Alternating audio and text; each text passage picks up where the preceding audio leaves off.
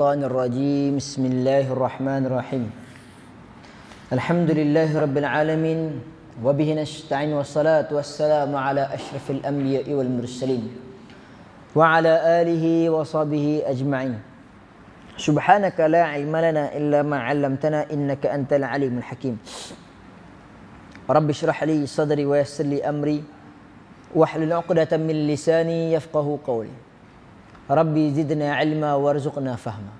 Alhamdulillah, syukur kita kehadrat ilahi kerana dengan izin dan limpah kurnianya dapat lagi kita diizinkan oleh Allah Subhanahu wa taala untuk kita sama-sama berada dalam majlis ilmu pada malam ini. Mudah-mudahan kita semua diberkati oleh Allah Subhanahu wa taala. Tuan-tuan dan puan-puan, hadirat-hadirat yang dirahmati oleh Allah Subhanahu wa taala sekalian. Pada minggu yang sebelum ni kita telah pun mengambil dosa besar yang ke-22 dan 23, iaitulah perompak ataupun lanun. Dan yang seterusnya kita ambil dosa besar yang dinamakan sebagai yaminul ghamus, sumpah yang melemaskan, ataupun bersumpah dusta. Dan pada malam ini insya-Allah kita akan mengambil dosa besar yang ke-24, iaitulah al-kadzabu fi ghalib aqwalihi. Iaitulah dosa besar yang ke-24 ini dinamakan sebagai al-kadzab fi ghalib aqwalihi, berdusta dalam banyak percakapannya. Menunjukkan apa? Orang yang selalu berdusta lah. Berdusta dalam banyak percakapan. Dia cakap ya, bohong. Cakap ya, bohong. Saya kita cerita pasal orang bohong ni. Kan? Ni kita nak ambil dulu. Yang mana dusta ataupun tabiat suka cakap bohong ni, iaitulah dosa besar yang harus dijauhi oleh seorang Muslim, yang harus dijauhi oleh seorang mukmin. Sebab apa? Sebab memang ada hadis yang menunjukkan ianya adalah salah satu tanda nifaq, munafik. Kita kalau boleh seorang Muslim, seorang mukmin ni nak larilah daripada sifat nifaq ni. Jadi kita akan baca hadis dia. Yang mana meskipun dianggap oleh si pendusta itu ianya satu perkara yang kecil. Alah, bohong sikit dia. Melawak sikit dia. Melawak pun tak boleh. Bukan cara melawak. Melawak dia habaq lepas tu melawak. Kadang-kadang kalau orang yang dia melawak lah. Itu satu. Kalaulah dia melawak, ending dia tak abang. So orang ingat yang tu adalah betul. Kalau ending dia abang, boleh tak? Boleh lah. Sekalipun dia bohong. Tapi dia abang apa? Dah saja melawak lah. So kita tahu kata dia melawak. Tapi kalau dia tak abang. Macam tu juga berkaitan dengan hadis. Ulama hadis, boleh tak dia buat tadlis hadis? Boleh buat tadlis hadis. Waktu bila? Waktu dia nak test student dia. Bukan dia memang nak tadlis hadis tu, dia nak bohong student dia. Tapi dia nak bagi student dia tu apa? Tahu tang mana kedudukan hadis ni, tang mana dan sebagainya. Dia nak test. So dari segi ujian bolehlah. Yang tu untuk nak bohong.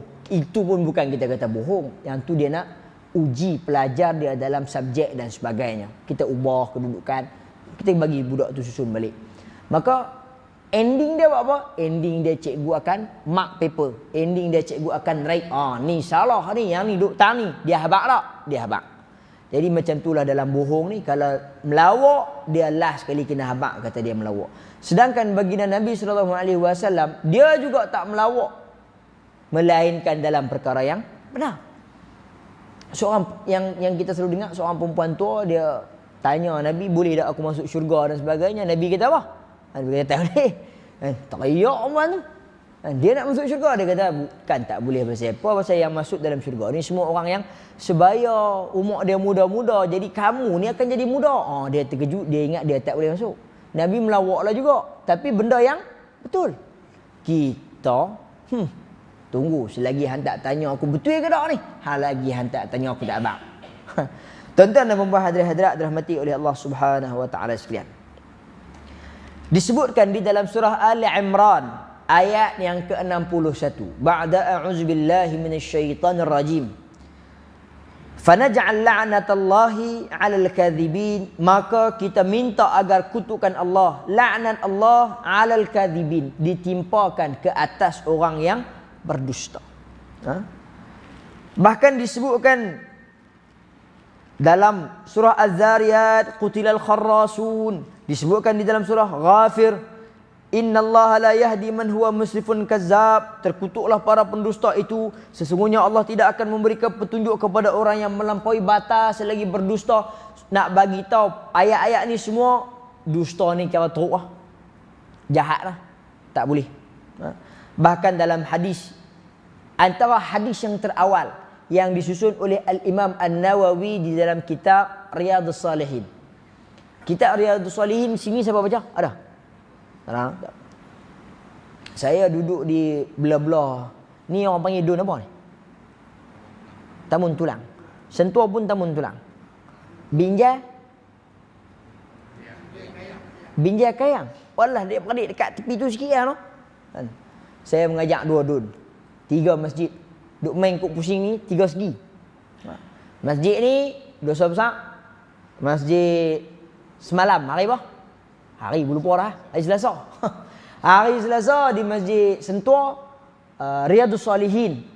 Hari Jumaat di Masjid Binjai, Fiqh Sunnah. Ada lagi dah tak lain tak apalah. Tapi nak bagi tahu Riyadhus Salihin, dalam kitab Riyadhus Salihin karangan Imam An-Nawawi rahimahullahu taala anhu, bab antara bab yang awal selepas bab niat, sabar, sidq. Bab apa? Sidq. Okay. Bab bercakap benar. Tajuk kita malam ni bukan cakap benar, cakap bohong. Tapi ada hadis bila bab cakap benar, ada geng dia lah. Kan? Ada kanan, dia ada geng dia kiri. Ada atas, ada geng dia bawah. Yang ni bab cakap benar, maka akan ada pair dia. Pasangan dia apa? Bohong. Kita perlih ni, dia tak suka cakap bohong. Dia suka cakap apa? Muhung. M-O. Dia bukan B. M-O. Muhung. Ni mulut tu dia kalau boleh muncung lagi muncung M tu. Allah seronok tengok. Baik. Dalam hadis yang telah pun diriwayatkan oleh Imam Bukhari dan juga Muslim, kata Nabi SAW daripada Abdullah bin Mas'ud radhiyallahu anhu, inna as-sidqa yahdi ilal bir wa innal birra yahdi ilal jannah. Sesungguhnya yang benar itu, bila kita cakap benar, suka dengan benda yang benar, yahdi ilal bir, akan membawa kita kepada bir, perkara yang baik. Dia duk cakap benda yang betul je, maka kita dikenali dengan orang yang baik, bawa kita kepada perkara yang baik. Sebab apa? Tak pernah bohong. Betul ya? Wa innal birra yahdi ilal jannah. Sesungguhnya kebaikan itu akan membawa kita untuk berjumpa dengan jalan syurga. Kita akan pergi kepada syurga Allah Subhanahu wa taala selama mana kita ni adalah orang yang benar. Wa ma yazalu ar-rajul yusdaqu wa yataharra sidqa hatta yuktaba 'inda Allahi siddiqan. Dan seseorang itu akan sentiasa berkata benar dan terus-menerus untuk mencari jalan yang benar. Dia bukan nak cari jalan hak kecoh, bukan nak cari jalan hak bohong. Dia nak abang betul ya. Dia nak cari nak cakap betul. Kan? Orang kalau boleh nak cari nak cakap kecoh. Ni aku nak bohong mana? Taklah bohong lah. Abang mai tak? Nak tukar mana pula? Kan? Dia ni dia nak bagi tahu yang betul ya. Bohong tak mau. Hatta yuktaba 'inda Allahi siddiqan, sehingga dia ni dicatatkan di sisi Allah Subhanahu wa taala adalah sebagai seorang yang benar. Wa innal kadhiba yahdi ilal fujur, sesungguhnya kadhib, bohong itu dia akan bawa kita kepada jalan yang fujur, jahat. Wa innal fujura yahdi ilan nar, dan sesungguhnya jalan yang jahat itu akan bawa kita ke tempat yang jahat lah. Kita habaq dah tadi, masing-masing ada pasangan-pasangan. Kanannya kiri, atasnya bawah, depannya belakang, baiknya tak baik. Cakap betul, cakap bohong. Cakap betul, pi syurga, cakap bohong, pi neraka. Nampak? Dia ada pasangan dia. Maka wa innal fujura yahdi ilan nar, sesungguhnya fujur, kata-kata bohong, jahat itu dia akan bawa kepada nar, kepada neraka Allah Subhanahu wa taala. Wa ma yazalu ar-rajul yakdzib wa yataharra al-kadhib hatta yuktaba 'inda Allahi kazzaban. Dan seseorang itu akan sentiasa berkata dusta dan terus menerus untuk mencari jalan dusta, sehingga ia akan ditulis di sisi Allah Subhanahu wa taala sebagai seorang yang pendusta. Sampai kadang-kadang Allah Subhanahu wa taala dah cok kita sebagai seorang yang bohong. Apatah lagi di dunia ni, manusia lagi cepat nak cok orang. Kan? Kalaulah dia ni belah kucing pun kita panggil dia apa? Leman kucing.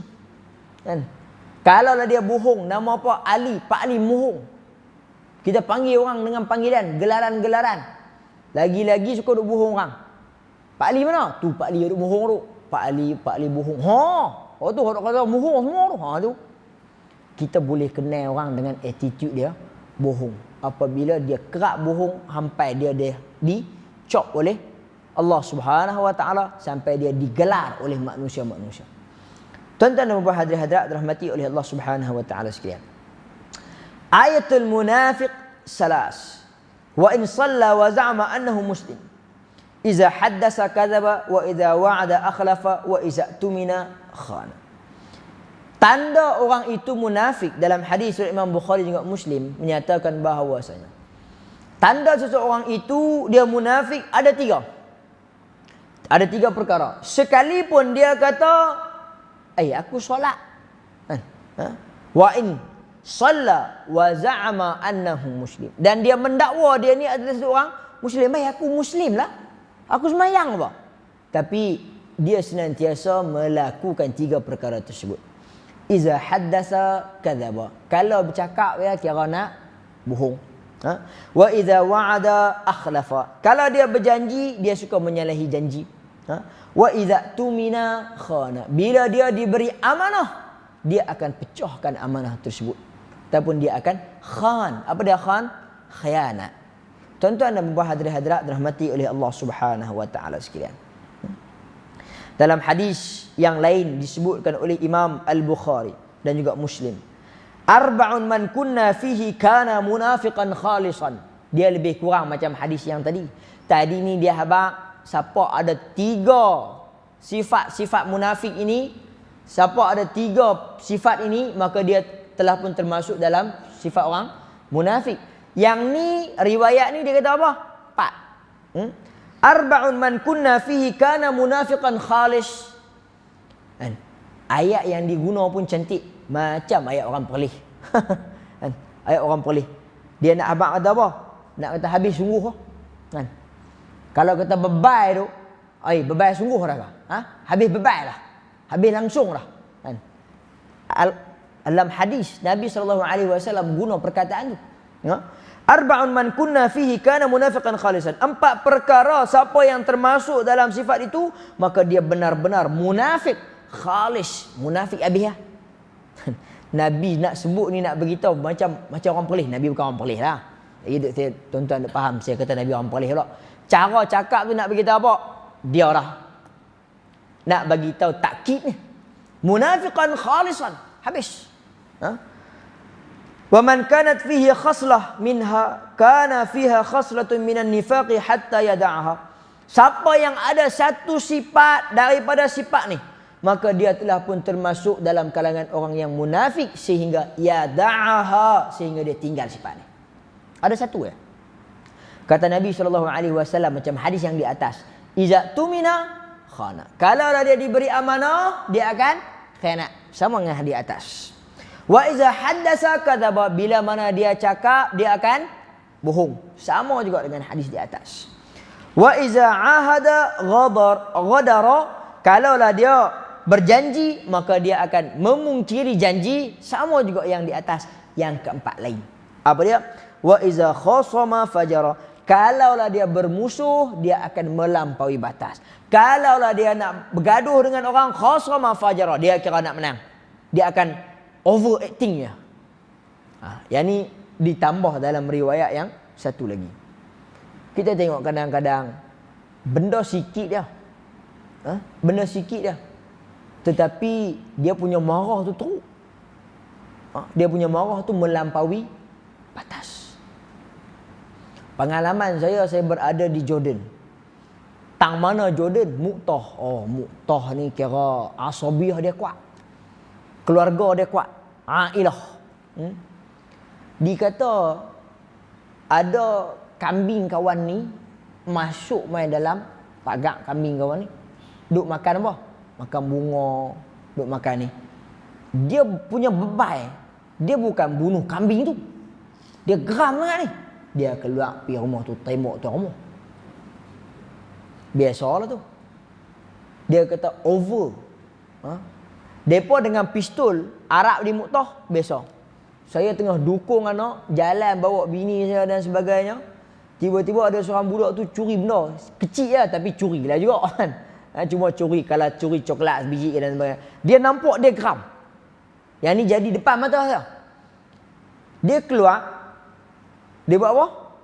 Dia acu pistol. Dia suruh budak tu berhenti. Budak tu tak berhenti. Tembak. Pum. Allahu Akbar. Saya tengah dukung anak.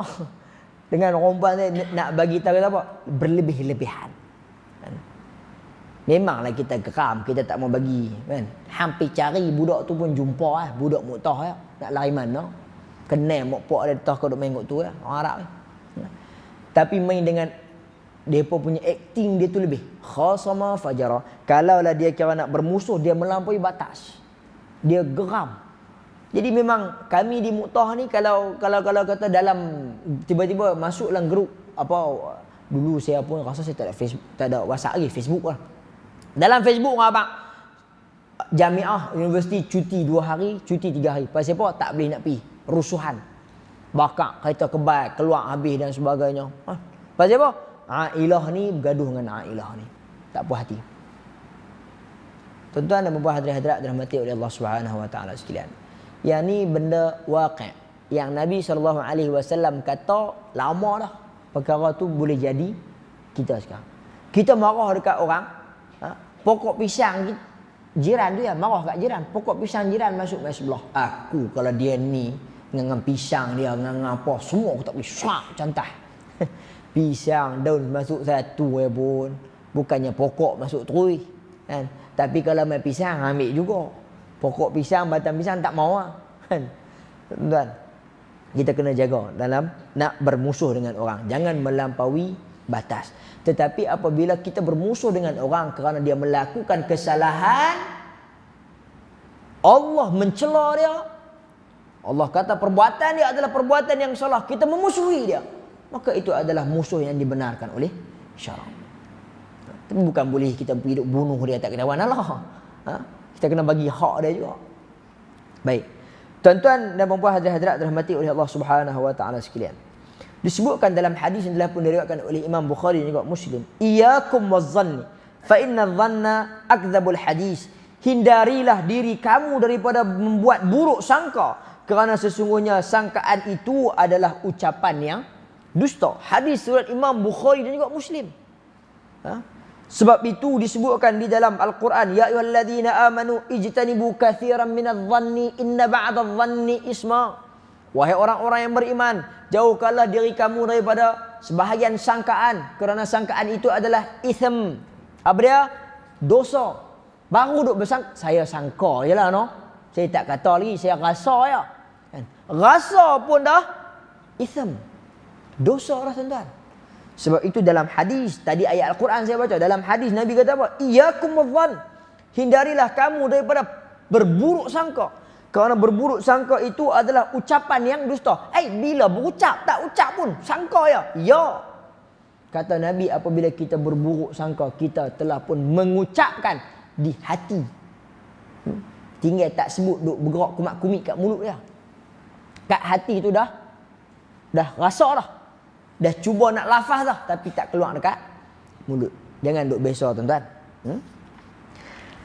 Dalam hadis Imam Muslim, salasatun la yukallimuhumullah wa la yanzuru ilaihim yaumal qiyamah wa la yuzakkihim wa lahum azabun alim, syaikhun zanin wa malikun kazzab wa ailun mustakbar. Wa ailun mustakbir. 3 golongan manusia yang Allah Subhanahu wa taala tidak akan berbicara kepada mereka dan tidak akan memandang kepada mereka di hari kiamat kelak, dan tidak akan menyucikan mereka, bahkan disediakan mereka azabun alim, azab yang amat pedih. Iaitulah 3 golongan ini. Syaikhun zanin, orang yang tua, kemudian dia buat apa? berzina. Dah tua berzina. Yang kedua kata Nabi SAW, wa malikun kazzab, raja ataupun penguasa ataupun pemimpin yang pendusta. Tuan-tuan, siapa dia raja? Siapa dia pemimpin? Siapa dia penguasa? Semua kita. Semua dalam kalangan kita dia memegang tampuk pimpinan masing-masing. Kullukum ra'in wa kullukum mas'ulun an ra'iyatihi. Setiap daripada kita akan dipertanggungjawabkan. Saya bos, tuan-tuan bos, imam bos, semuanya bos. Bos apa? Saya bos kepada bini dan juga anak-anak saya. Bini saya bos kepada anak-anak saya dan rumah-rumah saya. Rumah-rumah bunyi macam kaya, no? Dan harta dalam rumah. Hamba dia juga bos kepada harta-harta kepada tuannya. Nak bagi tahu kata apa? Semua itu akan dipertanggungjawabkan. Penguasa, pemimpin, apabila dia ada kuasa, dia ada pimpinan, dia ada jabatan, dia mendustakan kepada orang yang berada di bawahnya. Malikun kazzab. Wal'iyaz billah min zalik. Dan perkara yang ketiga, wa'ailun mustakbir, iaitu apa? Orang yang miskin yang dia sombong. Poin kita nak cakap adalah apa? Kazzab, yang melakukan kedustaan. Tuan-tuan, nak cerita pasal orang yang suka bohong ni. Ada satu kisah. Tak tahu sampai kat tuan-tuan ke tak sampai. Kisah orang yang suka bohong ni. Dia orang yang kalau dia suka bohong, dia suka cakap bohong ni, dia tak boleh duduk diam. Dia kena nak bohong orang. Satu hari kat rumah dia hujan. Kawasan rumah dia hujan. Okay? Jadinya dia pun nak keluar tak boleh, nak pergi tak boleh, dia duduk rumah. Tak senang, tak boleh nak pergi keluar bohong orang. Duduklah rumah, tengok ada anak dia. Dia tengok anak dia. Apa anak aku buat anak aku, dia bohong, nak bohong anak dia. Bila dia nak bohong anak dia abang anak dia, ni nak oi, hantar dak aku pergi ngaikan, dapatlah ikan keli, besar. Besar nak buat, besar, dia kata besar. Kan? Tapi elok-elok belah perut tak boleh makan. Anak dia kata pasal apa? Kan? Elok-elok belah perut, ada 500 tikus dalam tu. Tu dia 500 ekor tikus. Nak bohong.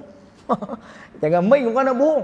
Kan? Lepas tu anak dia kata apa? Pak oi, kalau macam tu lah abah kata. Abah mengai. Jauh buat apa? Cik mengai belakang rumah. Boleh besar lagi. Mengai boleh besar lagi. Tuan-tuan, kita jangan melanggar bohong. Anak pun nak bohong dia nak bohong anak dia. Anak dia nak bohong dia pula. Tuan dengar. Anak dia kata apa? Abah, cik mengai di belakang rumah pun boleh. Ikan keli. Besar lagi yang boleh. Dia kata boleh besar lagi. Besar mana? Ni dengan musim padi, dengan kedai, dengan semua ada dalam ikan keli tu. Tu dia. Nak kata ikan keli boleh telan musim padi. Bohong. Dia kata tu dia lah anak tak apalah. Aku bohong, hang pun bohong, sama ni kita dua ni pembohong. Lah ni kita taubat lah. Kan? Hang ni bohong, aku pun bohong, lah ni kita taubat. Dia kata tak apa-apa lah ni kita taubat. Elok nak taubat, dia duk fikir pasal jenis tak pernah pergi masjid dan sebagainya, tak pernah mengaji, ilmu tak ada nak taubat. Pok, kita nak taubat ke mana? Nak main taubat pun tak apa nak arti, tapi belah-belah India tu depa kata kalau terjun dalam sungai naik bersih ya. Kan? Di belah India, kan? Sungai apa? Ganges ke apa lah kan? Terjun sungai naik bersih. Dia kata tak apalah pok Lah ni pok dia kata apa? Tak apa, hang tunggu biar pok terjun dulu. Elok pok dia terjun lompat kaki sangkut atas. Kaki sangkut dekat pokok. Terjun belakang rumah hak anak dia kata ada ikan keli. Sangkut kaki ke atas. Dah sangkut kaki ke atas tu muka ni sampai dah dalam ayak tu. Lemah. Kan? Kelepiak mai terbuka ayak kaki hak atas tu jatuh pi. Kemudian pak dia kata anak dia kata Allah pak oi lamanya banyak dosa noh. Anak dia kata tu dia pak oi banyak. Lama sangat duduk selam kat bawah tu pasal apa? Pasal banyak kot dosa tak nak boleh naik. Pok dia ni duduk hak tak nak mati. Sebab apa? Sangkut kaki atas. Ni cerita cerita bohong kan. Saya bohong lah ni. Cerita bohong. Lepas daripada dah dia jadi lagu tu pok dia ni. Pok dia abang kan. Dok lah. Ni nak taubat dah. Kan? Anak dia kata apa? Anak dia tu dia apa? Oi, dosa banyak sampai dah masuk lama apa nak? Apa dia kata? Dak pok pi turun tadi ni, tengok ada kedai kopi, minum kopi dalam tu dulu. Tara nak taubat dia buat apa? Bohong. Dan jadi tuan-tuan, pok dia naik tak apalah. Sampai giliran anak dia lah ni, anak dia nak terjun, nak taubat, nak bagi bersih diri. Anak dia terjun. Kan? Tak tahulah nawaitu rafa'al hadasil ke apa ke. Allahu akbar, terjun. Ayak belakang rumah bukan banyak kan. Kan? Ayak sikit. Terjun berdarah.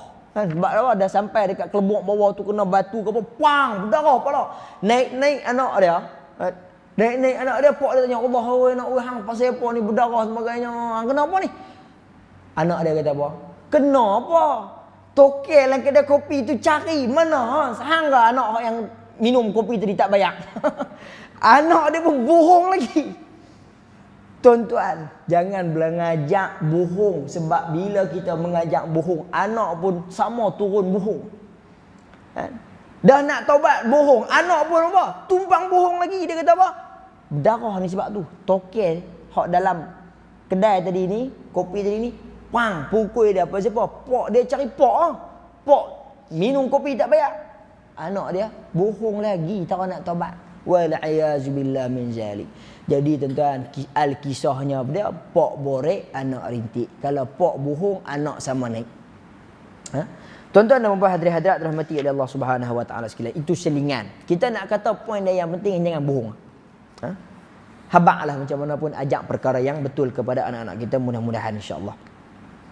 Bahkan dalam hadis yang disebutkan oleh baginda Nabi sallallahu alaihi wasallam, afral fira 'ala Allah an yuriya ar-rajul 'ainaihi ma lam taraya. Dusta yang paling berat dalam pandangan Allah iaitulah apabila seseorang itu menyatakan sesuatu mimpi kepada orang lain padahal dia berdusta tentang mimpi itu. Malam taraya.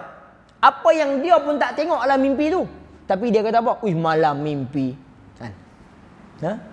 Tuan-tuan dan puan hadirin-hadirat rahmati oleh Allah Subhanahu wa taala sekalian. Maka banyak lagi lah yang kita nak ceritakan pasal berkaitan dengan dusta ni, tapi saya nak bacakan satu hadis yang terakhir yang telah pun diriwayatkan oleh Imam Bukhari dan juga Muslim. Okey. Lepas tu kita nak masuk dosa besar yang baru. Innar rajul la yatakallamu bil kalimati ma yatabayyanu fiha yazillu biha fin nari ab'adu mimma bainal masyriq wal maghrib.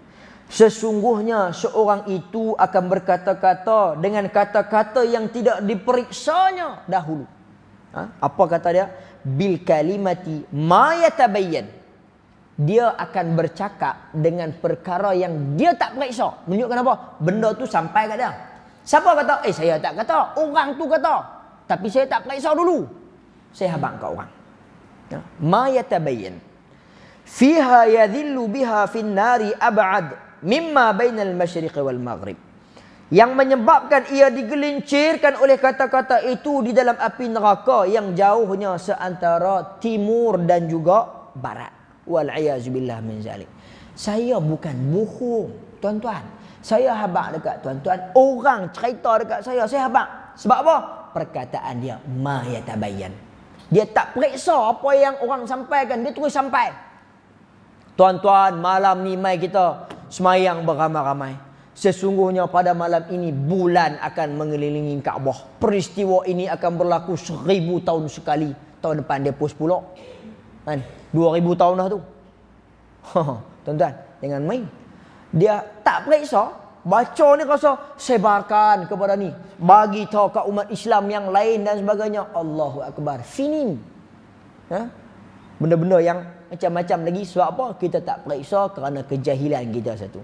Wal'iyaz billah min zalik. Tuan-tuan dan puan hadirat rahmati oleh Allah Subhanahu wa taala sekalian, inilah dosa besar yang ke-24, iaitu apa? Dia melakukan kedustaan. Pendusta sering kali bercakap bohong. Dosa besar yang ke-25 pula insya-Allah. Dosa besar yang kelima iaitulah dinamakan qatala nafs. Membunuh diri. Membunuh diri. Yang mana bila kita sebut pasal membunuh diri ni, disebutkan di dalam firman Allah Subhanahu wa taala surah An-Nisa ayat yang ke-29, ayat yang ke-30. Wala taqtulu anfusakum innallaha kana bikum rahima wa may yaf'al zalika 'udwanan wa zulma fasawfa nuslihi nara wa kana zalika 'ala Allahi yasira. Maksudnya, janganlah kamu membunuh diri kamu, sesungguhnya Allah adalah menyayangi kamu. Dan barang siapa yang berbuat demikian secara menentang dan menganiayai dirinya, maka kami kelak akan memasukkannya ke dalam neraka, dan hal yang demikian itu adalah mudah bagi Allah Subhanahu wa taala. Jangan bunuh diri. Baru ni. Bukan kata baru ni. Tadi. Baru ni peristiwa tu di Arau ke sungai tu. Sungai Arau, Sungai Simpang 4 tu. Yang tu tadi saya masuk penjara. Tuan-tuan ingat tak saya abang saya nak masuk penjara? Nak bawa seorang member. Rupanya bukan bawa seorang member. Hampai ke nazir-nazir kita saya bawa masuk tadi.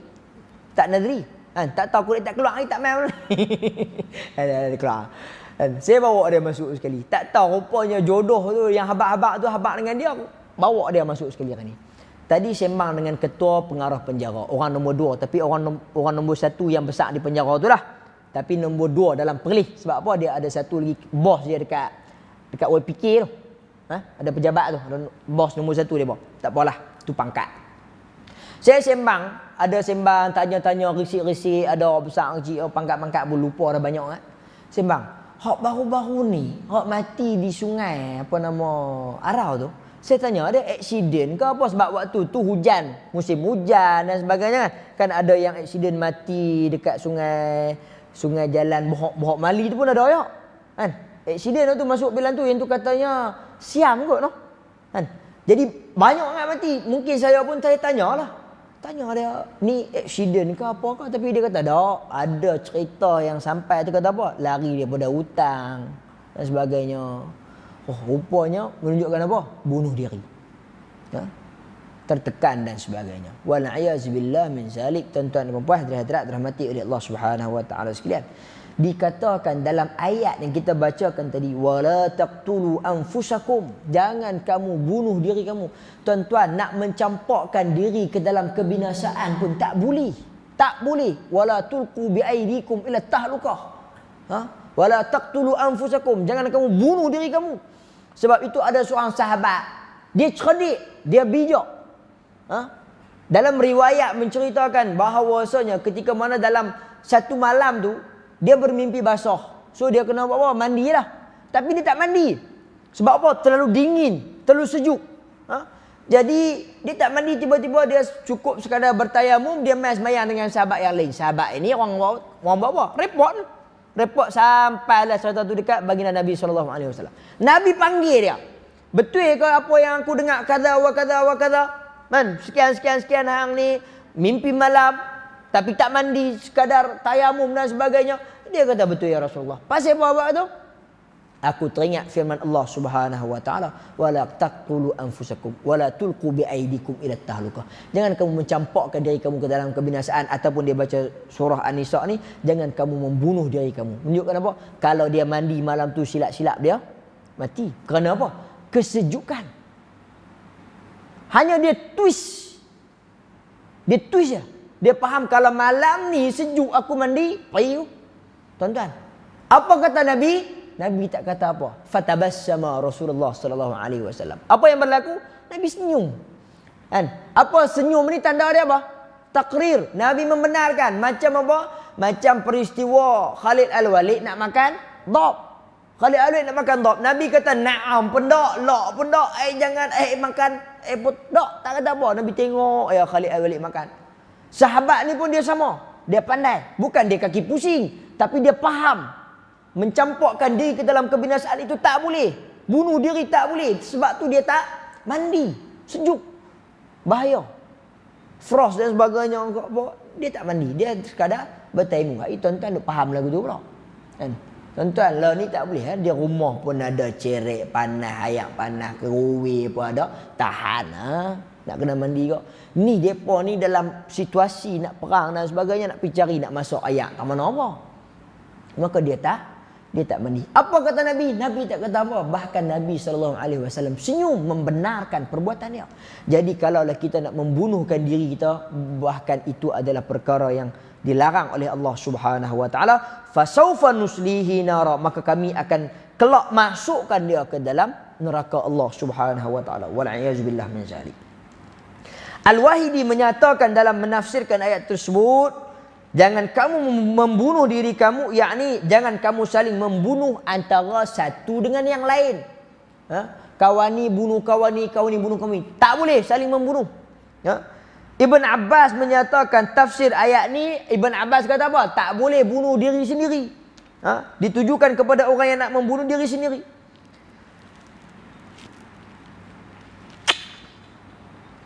Jadi sahabat yang saya sebutkan tadi iaitu apa? Al-Amr bin As. Sahabat Nabi SAW. Saya lupa nama dia. Nama dia adalah Al-Amr bin As. Tuan-tuan dan puan-puan hadirat dan dirahmati oleh Allah Subhanahu wa taala sekalian. Disebutkan dalam hadis yang telah pun diriwayatkan oleh Imam Bukhari dan juga Muslim. Kata Nabi SAW, "Man qatala nafsahu bihadidatin fahadidatuhu fi yadihi yatawajja'u biha في بطنه في نار جهنم خالدا فيها أبدا ومن قتل نفسه بسم فسمه في يده يتحساه في نار جهنم خالدا مخلدا فيها أبدا ومن نزل من جبل فقتلها نفسه فهو ينزل في نار جهنم خالدا فيها أبدا." Rawah Bukhari juga Muslim. Hadis ini menceritakan berkaitan dengan balasan yang akan dikenakan oleh Allah Subhanahu wa taala kepada orang yang bunuh diri. Tuan-tuan tengok. Ada 3 dalam hadis ni. Yang pertama Nabi sebut orang yang membunuh diri dia bihadidatin. Apa maksud hadid? Besi. Dalam erti kata lain mungkin kita kata menggunakan perkara-perkara yang tajam. Besi ni boleh jadi garpu ke, pisau ke, sudu ke, dia tak guna hak belah nu, dia guna hak belah tangan ni kan. Tajam juga. Ikat. Bihadidatin. Fahadidatuhu fi yadihi yatawajja'u biha fi batnihi. Maka ketika dia di dalam api neraka, di dalam neraka Allah Subhanahu wa taala, dia akan pegang benda tu. Kalau dia mati bunuh diri dengan cangkul, dia akan pegang cangkul tu. Dia akan buat macam mana? Kalau dia pak leher dah, maka di hari akhirat kelak cangkul tu dia pegang, dia buat lagu tu. Kata Nabi SAW lagi, "Man qatala nafsahu bisummin." Barang siapa yang membunuh dirinya dengan apa? Sum. Apa dia sum? Racun. Dia makan racun. Berkenan dekat kawan ni fras tinggal dia dan sebagainya. Ni dah yang dia buat video last tunjuk kat YouTube. You dah tinggal, dah tak tahu nak hidup dengan siapa lagi, apa minum. Maka kata Nabi SAW, "Fasumuhu fi yadihi." Maka racun itu akan berada di tangan dia di hari akhirat. Kalau dia akan minum, mati hidup balik, buat lagi, mati hidup balik dah. Berterusan. Kemudian kata Nabi SAW, "Man nazala min jabalin faqatala nafsahu." Siapa yang turun? Ayat dengar baik sikit lah. Apa turun ni? Man nazala. Siapa turun daripada min jabal? Turun daripada bukit. Apa istilah bunuh diri turun daripada bukit? Tunjuk apa? Terjun lah. Bukan turun. Maksud dia dalam hadis ni nak beritahu apa? Duduk atas bukit, duduk tempat tinggi. Kadang-kadang dia kata apa? Saya ni tak termasuk dalam kalangan orang yang membunuh diri. Sebab saya bukan terjun daripada bukit, saya terjun daripada bangunan. Mana adik-beradik dia lah tu nak beritahu kata tempat tinggi. Dia duduk pada bangunan, terjun tak mati. Cacat semua hidup. Makan, minum semua kot straw. Ambil hang. Jadi man nazala min jabalin faqatala nafsahu fahuwa yanzilu fi nar jahannam khalidan fiha abada. Maka di hari akhirat kalau di dalam neraka dia akan melakukan perkara yang sama. Apa saja? Yang ni dia sebut 3. Nak bagi tahu kalau ada 4 cara, 5, 6, 7 sekalipun macam tu lah. Baru ni ada juga sampai video dekat saya. Saya tak tahu di mana saya jenis saya malas nak tanya. Tapi video tu ada sampai. Tengok-tengok ada duk gantung dekat bawah pokok. Tak mana tahu. Tuan-tuan tak sampai video tu belah ni no? Sampai tak? Duk gantung di bawah pokok. Tengok tu memang Melayu rasa cara video tu. Saya pun tak apa nak dengar, malas nak perkuat dan sebagainya. Tengok bunuh diri. Di bawah pokok, gantung kat bawah pokok. Gantung diri dia. Wal a'yazu billah min zalik, tuan-tuan dan puan. Baik. Dalam hadis Riwayat Imam Al-Bukhari juga Muslim lagi, kata Nabi sallallahu alaihi wasallam, la'anal mu'min ka qatlihi wa man qazafa mu'minan bi kufrin fahuwa ka qatlihi wa man qatala nafsahu bi syai'in 'uzziba bihi yaumil qiyamah. Mengutuk orang mukmin itu samalah seperti membunuhnya, tuan-tuan. Kalau kita duk kutuk satu orang muslim, kita kutuk dia, Nabi kata apa? Sama seperti kita membunuh dia. Sebab apa? Kita membunuh perasaan dia, kita membunuh maruah dia, ayak muka dia habis. Pasal apa? Kita duk kutuk dia. Wa man qazafa mu'minan bi kufrin fahuwa ka qatlihi. Maka itu sesiapa yang menuduh seorang mukmin dengan kufur, maka dia seakan-akan membunuhnya. Wa man qatala nafsahu bi syai'in 'uzziba bihi yaumil qiyamah. Dan barang siapa yang membunuh dirinya dengan sesuatu, maka dia di hari akhirat kelak dia akan terima siksaan yang setimpal dengan benda itu juga. Benda yang dia bunuh diri dia, di hari akhirat dia dapat macam tu juga. Tuan-tuan dan puan-puan hadirin hadirat dirahmati oleh Allah Subhanahu wa taala sekalian. Maka dalam kita kata membunuh diri ni, sebab itu nanti kita akan lihat antara dosa besarnya lagi apa dia? Fitnah. Antara dosa besar yang telah pun kita ambil apa? Qazafal muhsanatil mu'minatil ghafilat. Kita telah pun menuduh satu orang perempuan melakukan zina. Tuduh. Ni kita dah hafal hadis pasal tuduh. Siapa yang tuduh orang mukmin dia melakukan perbuatan yang terkutuk, kita tuduh satu orang mukmin ini kufur dan sebagainya, maka seperti kita telah pun membunuh dia. Membunuh apa? Bukan kita bunuh dia, tapi kita bunuh apa? Perasaan dia, jiwa raga dia. Dia malu, saya nak keluar pergi tani pun tak boleh ustaz. Oh malu kan. Baru ni kita tengok perkara yang berlaku. Tak tahulah, saya pun dah tersebut ni kan. Ada sahabat kita, ada orang besar, dia difitnah dan sebagainya. Tak keluar. Dua ada ya dia boleh, tapi tak keluar. Pasal apa? Malu. Dia difitnah. Benda ni memang betul-betul benda yang fitnah. Tak apalah, nanti tuan-tuan jangan tanya pula lagi. Saya buka pada dalam tanya siapa dia. Jangan. Kita sembang belakang benda tu. Dia difitnah. Malu. Perkara ni terjadi, masuk dalam berita dan sebagainya, masuk dalam surat khabar kata dia sekian. Maruah dia, malu, jatuh. Nak jumpa orang pun sekat. Tuan-tuan dan puan-puan hadirin hadirat dirahmati oleh Allah Subhanahu wa taala sekalian. Apabila kita menuduh orang, tapi tak apalah, hak tuduh ni pun ada kapiak pun ada, Islam pun ada. Kan tu problem dia. Hak problem tu hak Islam tu kan tuduh ni. Baik.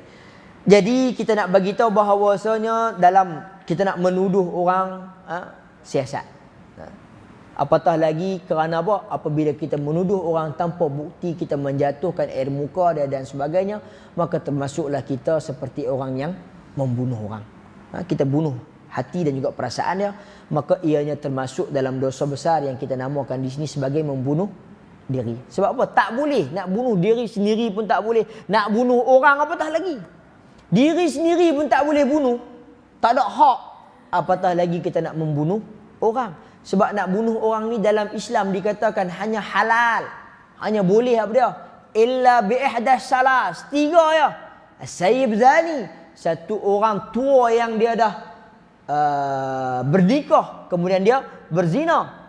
Kemudian an-nafs bin nafs. Orang yang bunuh orang, kita bunuh dia balik. Dan yang ketiga apa dia?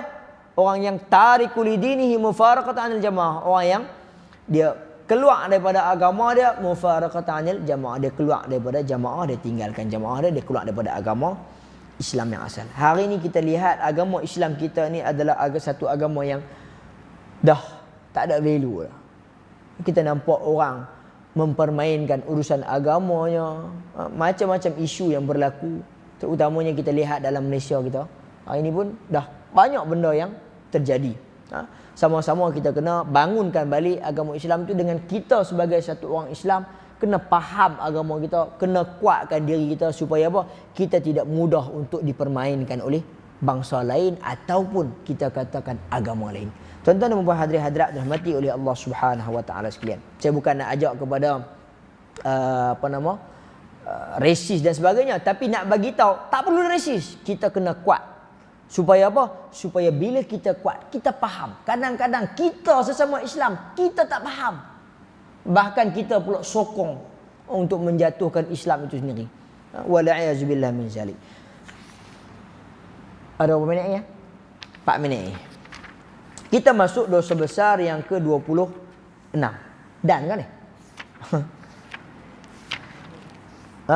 Kan tak dan sambung kan? Yang tu cantik ya. Kan? Kita nak masuk ke dalam dosa besar yang ke-31. Iaitulah yang dinamakan sebagai Al-Qadi As-Suq. Hakim yang derhaka. Tadi pun kita ada bagi layang-layang sikit, iaitu apa? Malikun Kazzab, seorang pemimpin yang pendusta, raja yang pembohong, pengawasan orang yang berpangkat tinggi dan sebagainya. Dia adalah menggunakan kuasa dia. Dia jahat. Sekarang kita ambil dosa besar yang ke-31, Al-Qadi As-Suq, hakim yang derhaka. Disebutkan dalam ayat Al-Quran surah Al-Ma'idah ayat yang ke-44, ayat yang ke-45, ayat yang ke-47. Dia selang satu ayat yang ke-46 tak sebut. Apa kata Allah Subhanahu wa taala firman-Nya, "Wa man lam yahkum bima anzalallah fa ulaika humul kafirun." Siapa yang menghukum dengan siapa yang tidak menghukum dengan apa yang telah pun diturunkan oleh Allah Subhanahu wa taala. "Wa man lam yahkum bima anzalallah fa ulaika humul kafirun."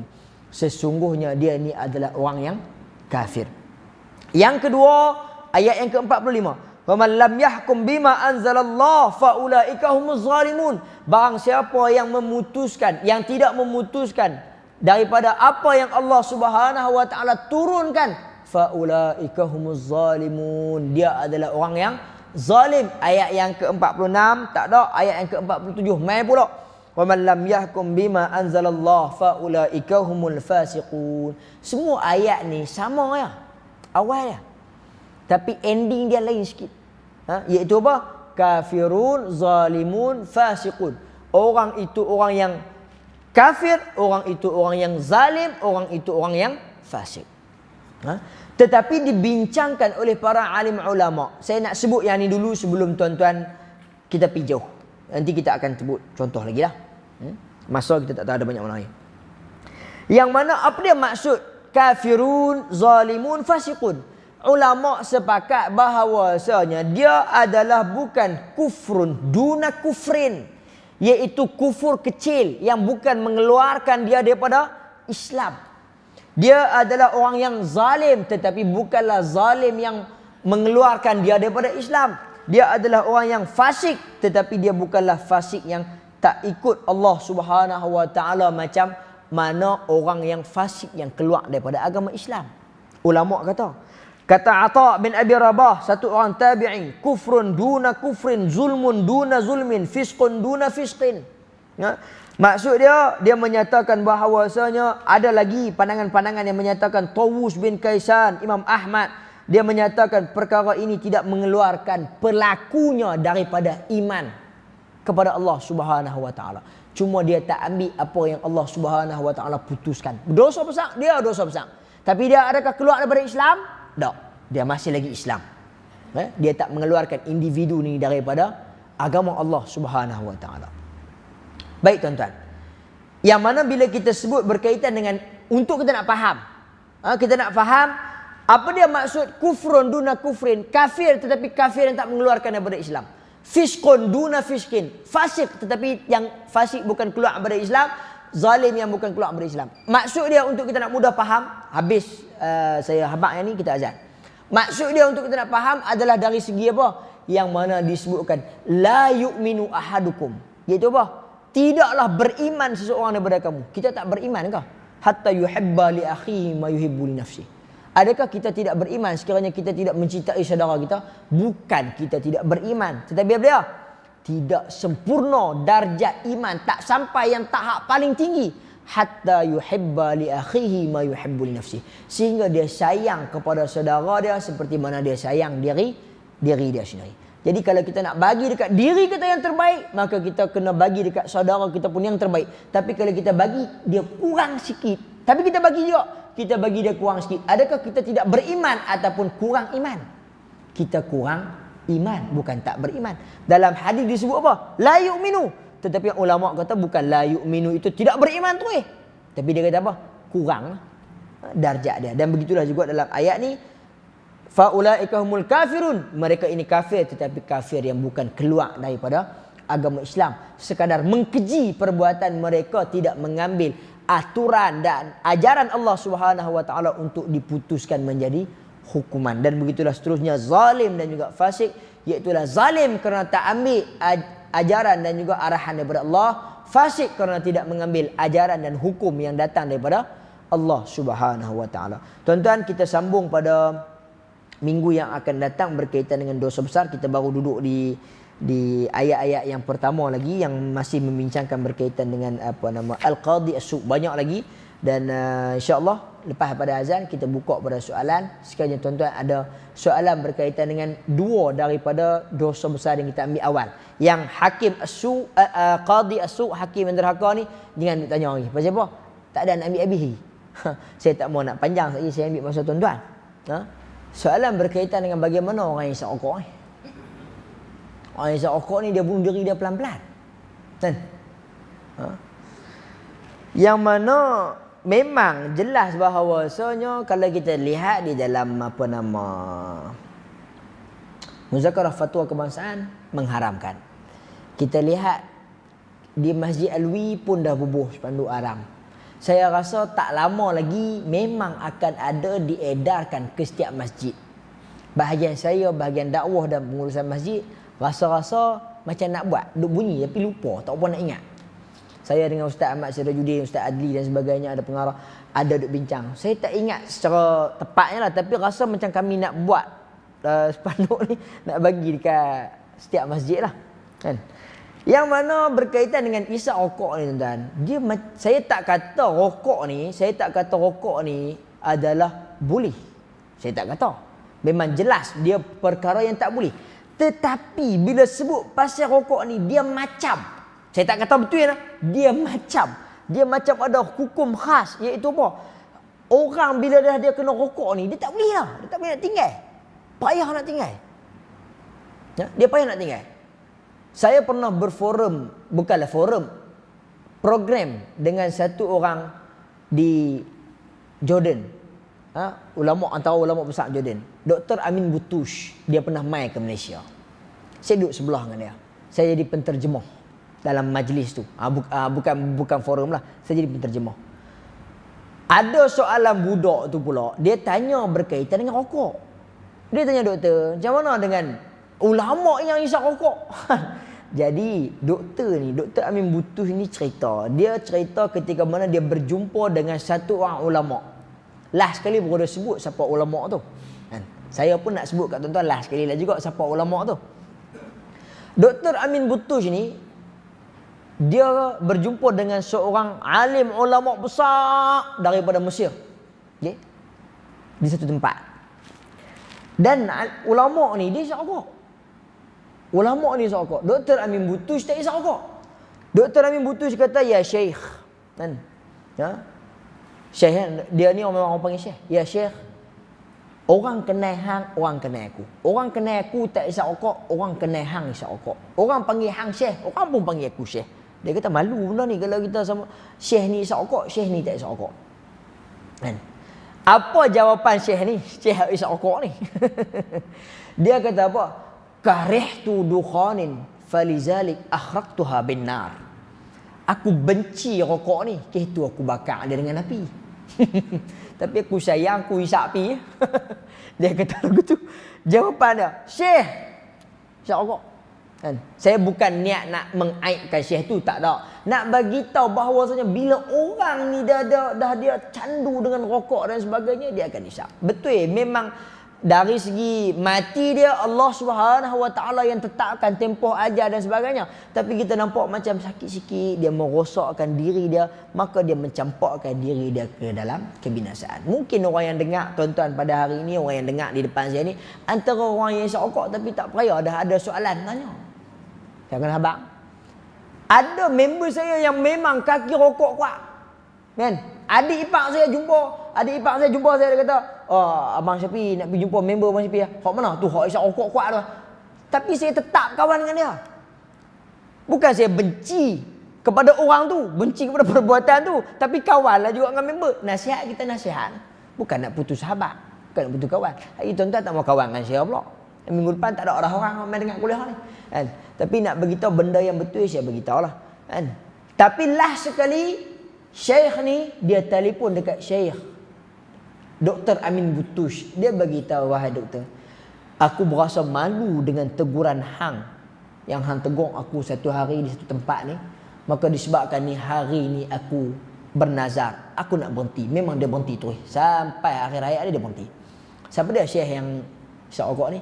Iaitulah Syekh Al-Mutawalli Asy-Sya'rawi. Satu orang ulama besar daripada Mesir. Syekh Mutawalli Asy-Sya'rawi. Tuan kok tak pernah dengar nama siapa dia Mutawalli Asy-Sya'rawi? Naik nama siapa? Naik muka siapa? Syekh Mutawalli Asy-Sya'rawi. Dia isap rokok. Laki dia berhenti. Ada satu orang lagi, yang ni saya tak mau cerita lah sebab dia tak berhenti lagi. Wallahu ta'ala alam kok dia berhenti lah. Kan? Dia ni satu orang yang cukup hebat. Ni macam nak cerita orang hebat pula isap rokok tu. Saya orang makin isap rokok makin kembang pula. Kan? Nak kata tak boleh tinggal. Nak kata tak boleh tinggal bukan nak kata hebat. Nak kata tak boleh tinggal. Hebat tu Allah bagi kat dia lah. Satu orang lagi, orang yang mengajak saya dekat Jordan. Nama dia Dr. Faris Mar'i. Mungkin sahabat-sahabat saya, siapa yang tengok ni, dia akan kenal Dr. Faris Mar'i. Dia ni kalau kata, apa nama, tai. Tai ni kita kata panggil kaki kan. Satu tai tu satu kaki ya. Saya katalah ada dua tai, dua kaki. Dua kaki tu tuan-tuan, lebih kurang dia nak langkah pun 2 ataupun 3 kali langkah. Nak kata tak larat lah. Tu pelan je. Jalan ni masuk ke dalam kelas bukan bawa apa? Bawa apa? Bawa envelope. Dalam envelope tu hanya ada kertas kashful ghayab. Apa dia kashful ghayab? Kertas tanda nama kehadiran budak-budak. Dia baca kan. Nama ni nombor 1 dia angkat tangan. Nam. Dia mai. Saya kan. Nak abang kata dia tanda riak. Mai hadir kita hadir tu. Tapi tengoknya salah bawa keluar kertas. Doktor ni kita kelas lain ni. Nak kata apa? Dia pun tak tengok dah. Mata pun tak apa nak ni tengok sikit-sikit gitu kan. Dia bawa keluar perasan tak perasan tengok salah. Oh salah. Oh apa salah dia ambil lagi kertas lain semua. Tapi tuan-tuan, nak bagi tahu dia main dekat jamiah tak pernah bawa buku. Dia masuk kelas ni. Ni kita kelas apa? Kan? Kelas fiqh ibadat 2. Masuk yang nu fiqh ibadat 1. Yang ni kelas ni buku tak pernah bawa. Buku semua ada dalam kepala otak. Hafal buku. Hafal sebiji-sebiji pula tu. Tak tinggal pun. Saya tengok, uish, dia ni hafal sebiji tak tinggal. Kok lah lebih kurang kan. Kalau surat tu, oh saya terlangkau. Dok, sebiji page by page. Pak. Tuan-tuan, lepas tu saya pernah tanya dia, doktor. Nak tanya sikit. Doktor ni ingat kuat tak pernah bawa buku apa semua. Kashful Riyab yang duk bawa kertas kehadiran dia. Macam mana boleh kuat? Sandak saya. Dia tunjuk isyarat ni. Macam mana boleh kuat ingatan? Dia kata ni. Ni dia abang. Tuan-tuan nak beritahu itu Allah bagi kat dia lah. Tapi tuan-tuan jangan duk faham lagu tu pula. Faham ni pakat-pakat. Saya kata tak apa. Nak main dengar kuliah kawan ni kita kena faham dulu. Bagi ingat elok. Kan? Tak payah duk main buku dah. Ingat elok lah. Pasang saya. Jadi nak bagi tahu. Ia adalah satu benda yang telah dikeluarkan fatwanya berkaitan dengan dari segi nas yang qat'i kata rokok haram. Tak ada. Tetapi dari segi majas, kias ada iaitu apa? Mencampakkan diri ke dalam kebinasaan. Memang jelas tahu dalam rokok tu tak pernah habaq pun dekat gambar rokok tu dia nanti bubuh gambar paru-paru, dia nanti bubuh gambar mulut dan sebagainya. Semua benda tak elok. Tapi tak payah ni nak isap dia isap yok. Kan? Tapi tuan-tuan, last sekali apa yang saya nak maklum adalah bahawasanya bukan saya menyatakan rokok ini dibenarkan, tapi dia seakan-akan ada hukum khas iaitu apa? Orang tak boleh nak tinggal melainkan dia betul-betul. Hatta Tok Syekh lebay pun banyak. Carilah. Ada lah. Kan? Kalau cari, insya-Allah jumpa. Kan? Hatta Tok Imam cari, insya-Allah jumpa. Tuan-tuan dan puan hadirin hadirat dirahmati oleh Allah Subhanahu wa taala sekalian. Jadi insya-Allah itu saja daripada saya. Mudah-mudahan kita jangan mencampurkan diri kita ke dalam kebinasaan yang memungkinkan akan kita seakan-akan membunuh diri kita. Maka dengan itu saya rasa cukuplah kita ambil dua dosa besar pada malam ini. Mudah-mudahan yang baik itu datangnya daripada Allah, yang lemah, salah dan silap terkasarnya bahasa itu datangnya daripada diri saya sendiri. Aqulu qawli hadza wa astaghfirullahal azim li wa lakum. Tangguh majlis dengan tasbih kifarah. Subhanallah. Assalamualaikum warahmatullahi wabarakatuh.